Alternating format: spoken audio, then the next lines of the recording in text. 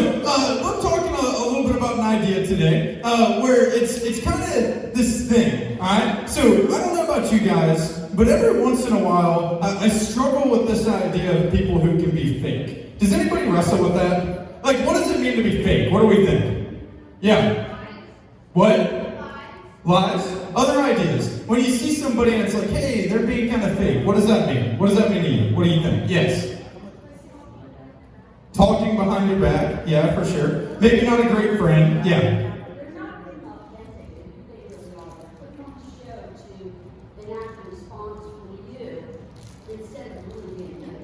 For sure, yeah. Anybody else? Yeah. But they're not really behind your back, yeah. And yes. They keep secrets from you? For sure, yeah. Yeah, for sure. So this idea of fake, man, it can mean a bunch of different things, right? Fake people can be people who, they put on some sort of act on the outside, they look good on the outside, but on the inside, they're not really getting it right. And this idea of being fake, I think is something that we can all struggle with. Have any of you guys ever heard like the saying before, like when talking about a girl or something like, hey, she's beautiful from the inside out, right? Have you ever heard that? So what does that kind of mean? It means they're genuinely a nice person on the outside and on the inside. That sort of idea. Or have you ever heard about this idea too, where maybe you watch like a cop show? Does anyone watch a cop show? Like I watched like Blue Bloods growing up a little bit, maybe because I'm an old soul, I don't know. But like a cop show, like Brooklyn Nine-Nine, whatever. And it's like the detective or the investigator is like, we're going to investigate this from the inside out. What does that mean? It means we're going to look at the most important details first. We're not going to just look at what people tell us at first glance. We're going to look at what really matters to actually get to the key meaning or the key part behind this. And you see, when it comes to life, I think it's really easy for us to do the opposite of that, though. I think it's really easy for us to actually look at what we're kind of showing others on the outside and worrying about making that look good instead of worrying about what's actually on the inside. Does that make sense? All right, so stay with me a little bit, guys, all right? So, I don't know about you guys, but maybe for you it's a little bit easier, even for people at your schools, people in your lives, friends, family, to work on cleaning up the outside of your life than it is to actually work on cleaning up the inside. For instance, a lot of times we do things that other people will see first. Like maybe you're going to exercise so that you look better, and there's nothing wrong with that, but maybe you're working on the outside of your body that way. Or maybe for you, you want to work on being funnier so that other people will think you're a funny person, or you're dressed nicer so that you look better to others. You see, those are all good things. However, at the same time, they're all things that don't really affect our heart. And the biggest thing that God cares about is our heart. So I want to ask you, how have you been doing in working on your heart? How have you been doing about worrying about the things that really, really matter? So, I gotta be honest with you. We're talking about this idea of being fake today. And I don't know about you guys, but I have a couple of pet peeves. One of my pet peeves is when someone's kind of fake, right? Is anybody with me in that? Like, when they say something, but they do another thing. Or they act like they're one of my buddies, but then they go behind my back. Like, I can't stand that. Is anybody with me? Yeah. I don't think anybody really loves this idea. And in the same way, we don't really love when people are fake. This actually happened in the Bible too, so this hasn't really changed a whole lot in this way. Even 2,000 years ago, people still did not love when other people were fake. But there's these people in the Bible who looked good on the outside, but on the inside, they didn't really have it all going on. They were called Pharisees. Everybody say Pharisee. Alright, we're going to talk a little bit about these Pharisees because it's important to know the context. So a Pharisee was someone who, they would be in high popular status, alright? So they looked good, they were usually wealthy, they were intelligent, overall in society they were pretty well liked, pretty high status, that sort of idea. And so they kind of had it all going on the outside.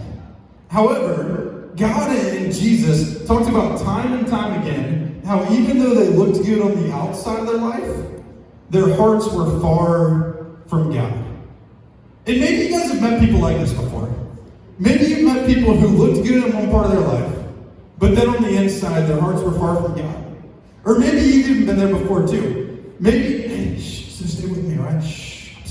I'm sorry. So, maybe you've even been in a place too too, where it's like, hey, you've worked really hard on making yourself look good to others, but inside you've always kind of felt a little broken or insecure. And the cool thing is, if that's you, man, God can fix that. But it's going to take you working on your heart first. And so Jesus talks about this over and over again. We're going to look at this piece of scripture here today, which talks a little bit about this. And he's talking about these Pharisees, and he's like, woe to you teachers of the law and Pharisees. You see, Pharisees were people who were actually teaching other people. And he's like, look, you're teaching other people this stuff, but at the end of the day, you're a hypocrite. He said this, he said, you clean the outside of the cup and the dish, but the inside is still full of greed and self-indulgence. You blind Pharisee, first clean the inside of the cup and the dish, and then the outside will be clean as well. So, what's he talking about here? He's saying these people, these Pharisees, were so busy caring about what other people did that they never really worried about what God saw in their hearts. They never really worried about the inside of their body, just what other people saw. So it's kind of like this. Up here, I've got a cup. A dirty cup. Right? So I got a cup up here. And it's kind of like this. It's like, so this is just filled, covered around this cup. Now, if I gave this to you right now and I was like, hey, do you want to drink out of this cup, like just go fill it up in the water fountain? You're shaking your head no, right? Why? Why? Why wouldn't you think it's dirty? Alright, so here's what I'm going to do.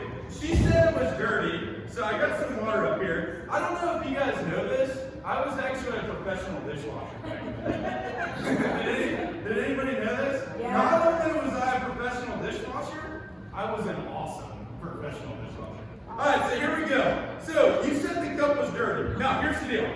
I cleaned the cup, right? Why?